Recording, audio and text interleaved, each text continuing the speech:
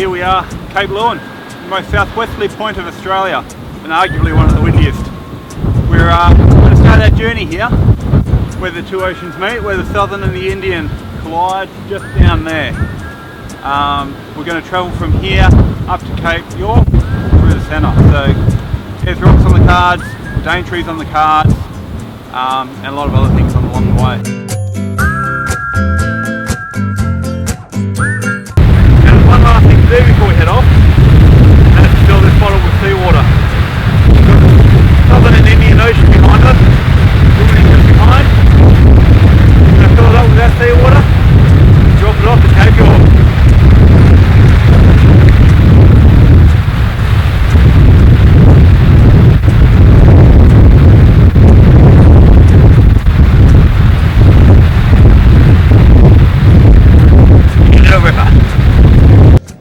With the deadline of 2 weeks as being in Cairns, it's time to hit the road.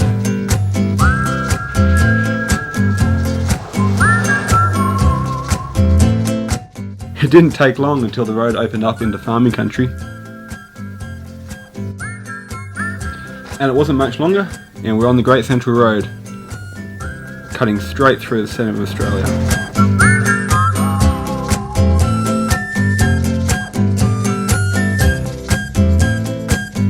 So we're getting closer. We're only less than 100 kilometres from Ayers Rock.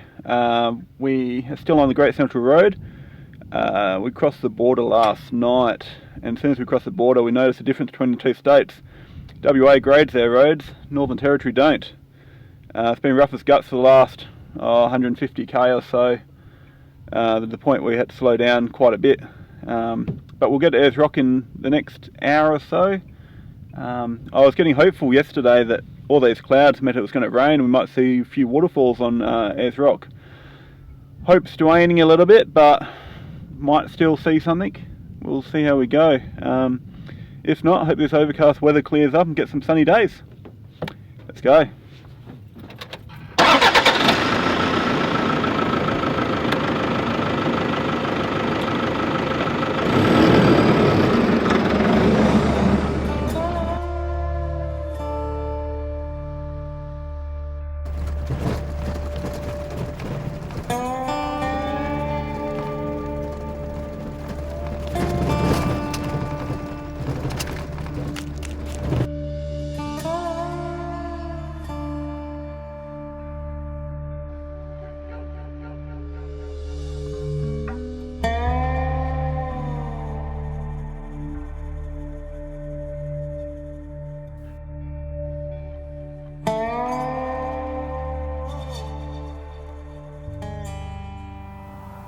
So we finally got into Australia's Red Centre last night, and keeping up with tradition, of course it rained.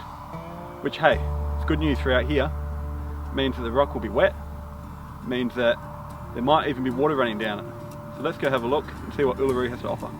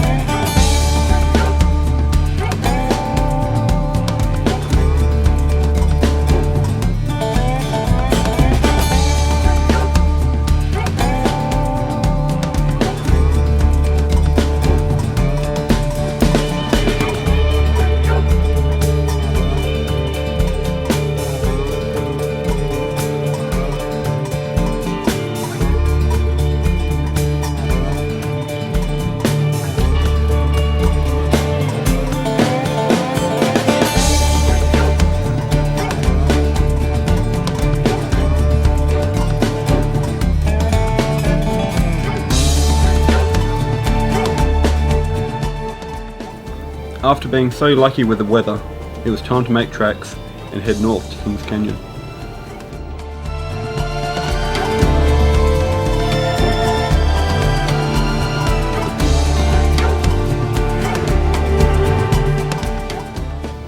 Well, here we are at Kings Canyon, up at the very end, well past where we're allowed to walk. So we're probably in an area where not many Westerners have been. You're allowed to walk around the top, and I've seen people walking around there, but you're not allowed up here. So here we are. It's no water flowing at the moment, but pretty epic and a decent climb up.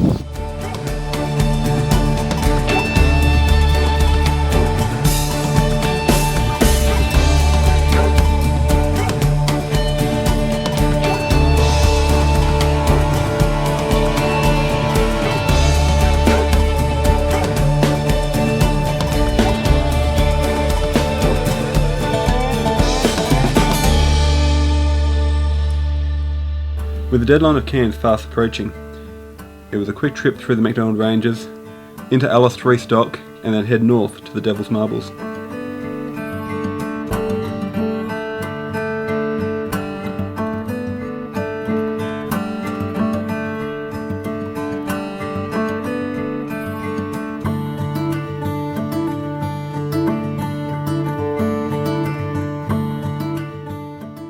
When I shared my excitement of the Devil's Marbles to anyone before my trip, everyone was like, "Oh, there's nothing much.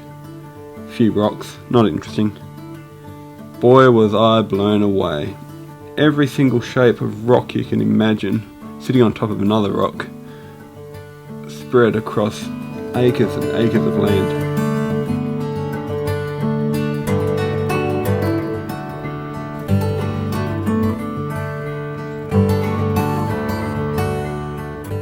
This blank screen signifies the most boring bit of the trip, crossing the north of Queensland.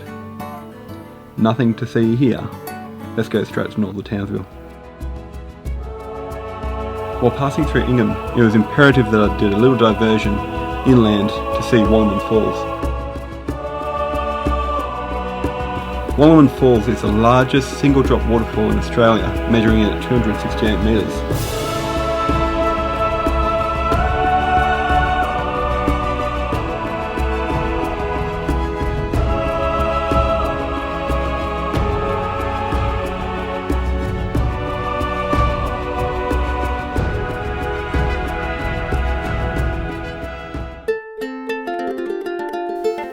This is where the real fun begins. Picked up the boys in Cairns and we're headed north.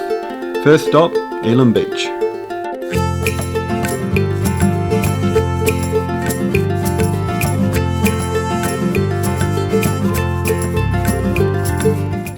The coloured sands of the sand dunes along Leeuwin Beach makes it a pretty little spot.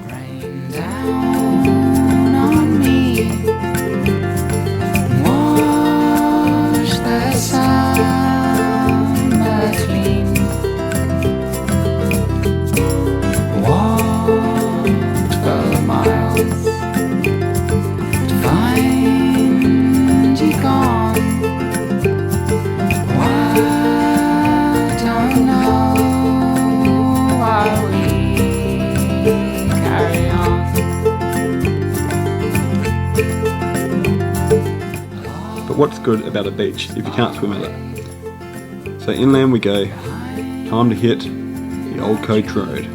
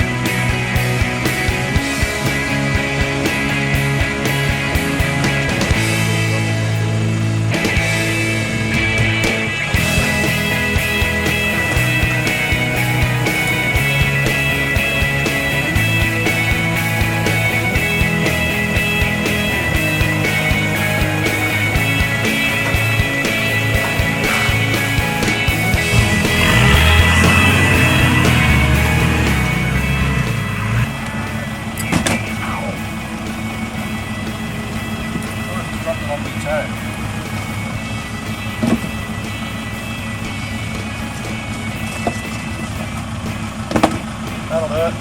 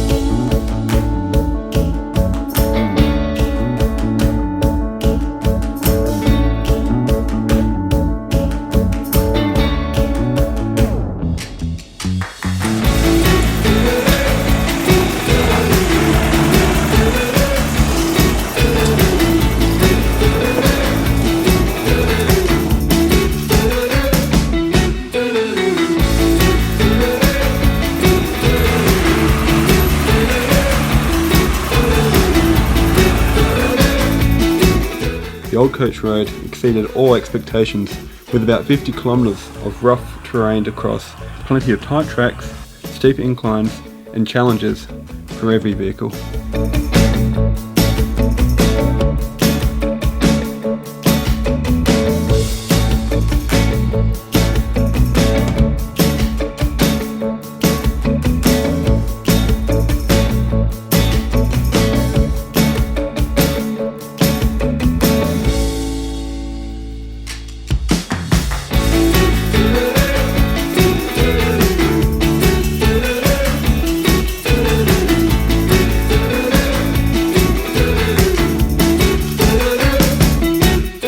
The old coach road now out of the way, it's time to hit the highway and head up to Lockhart River in anticipation of starting the Frenchman's Track.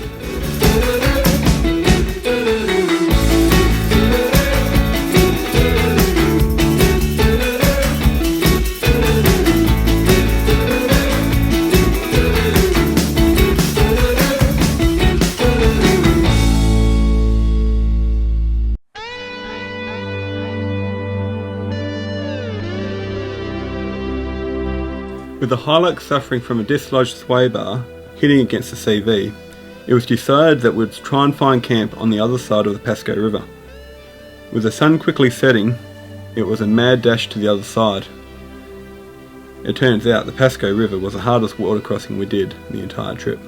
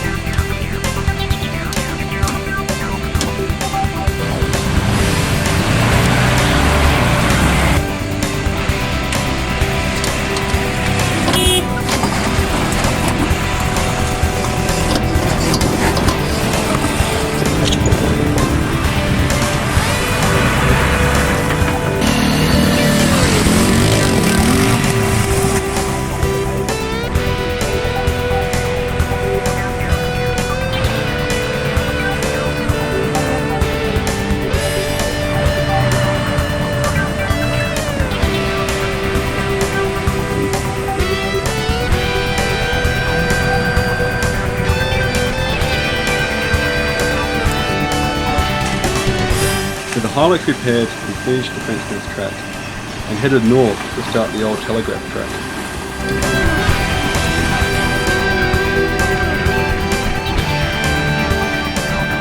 Barely had we left Bramwell Junction and we came across Palm Creek water crossing. It looked impressive, but with hardly any water in it, it was a breeze.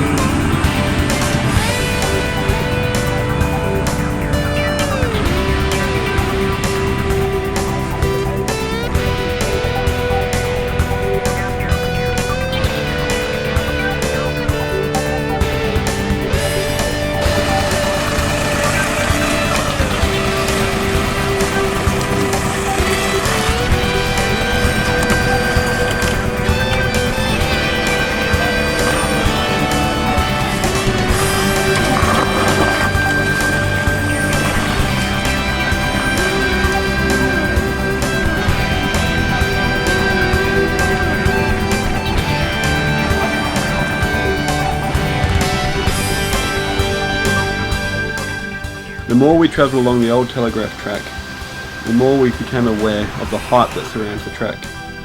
The track is relatively easy. Lots of water crossings, and depending on time of year, but for us, it wasn't too hard.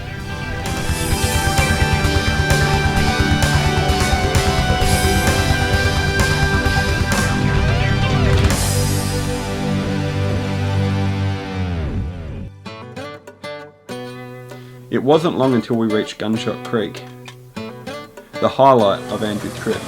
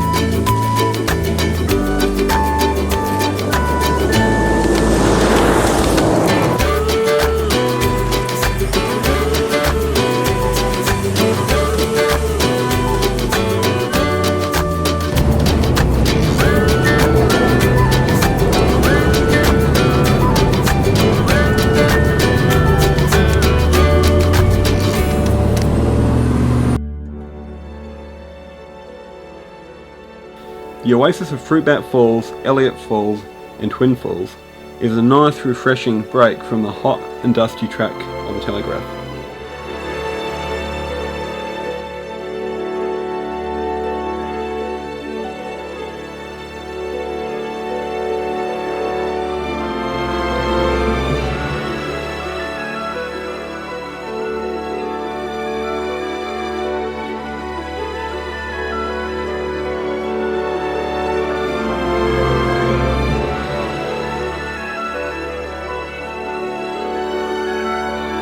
It was nice to spend a couple of hours here, cooling down, cleaning up and refreshing for the next part of the journey.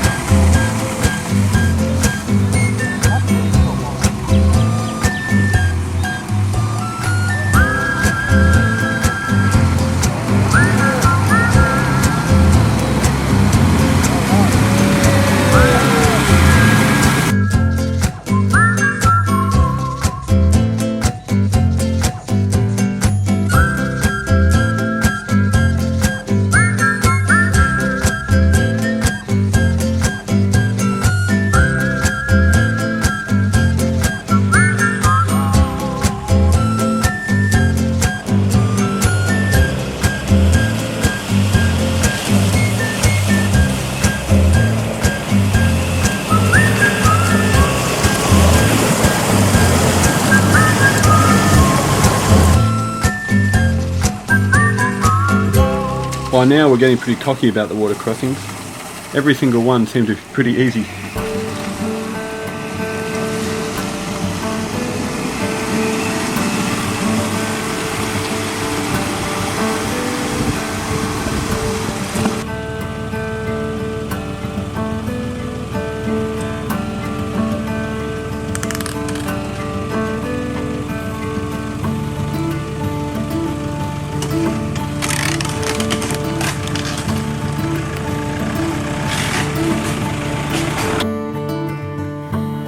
Although it was a fairly dry season, with Nolan's reputation we knew we would still have a challenge on our hands. On arrival we found there was a whole family set up, just watching vehicles come through.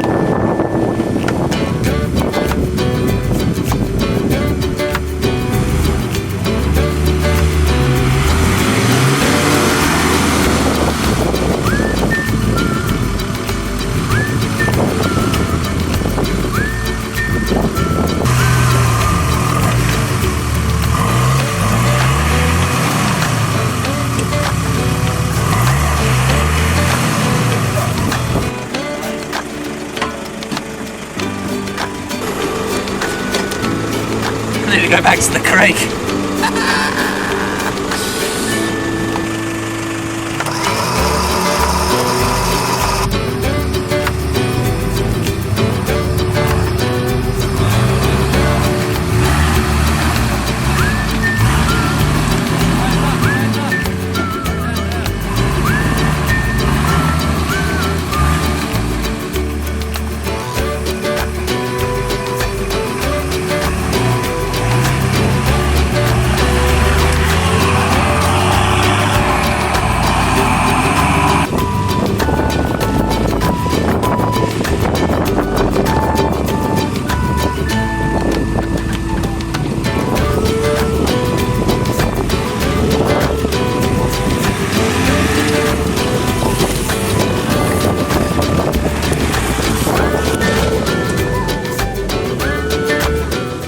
The old telegraph track basically finishes at the Jardine River.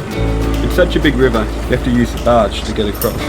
So we did, and then as every other traveller, took the corrugated road all the way north to Bamaga and ultimately into the Cape York Peninsula.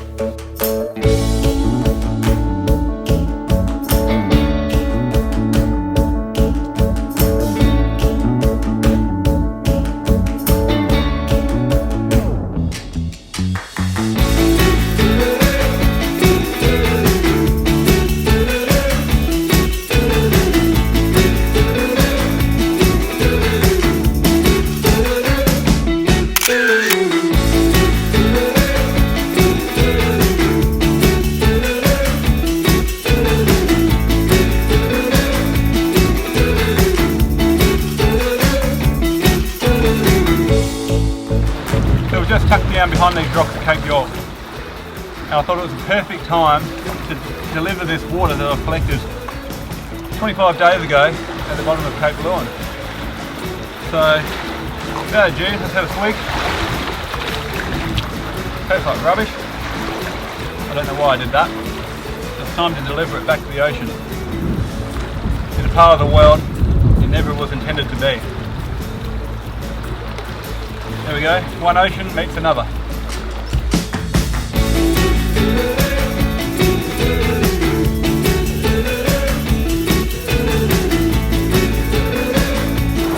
Popular place this, Cape York. Woo! We made it. Done just over 8,000 k's over the last 25 days. From Cape Leeuwin, through the Red Centre and up to Cape York. What a ripper of a trip.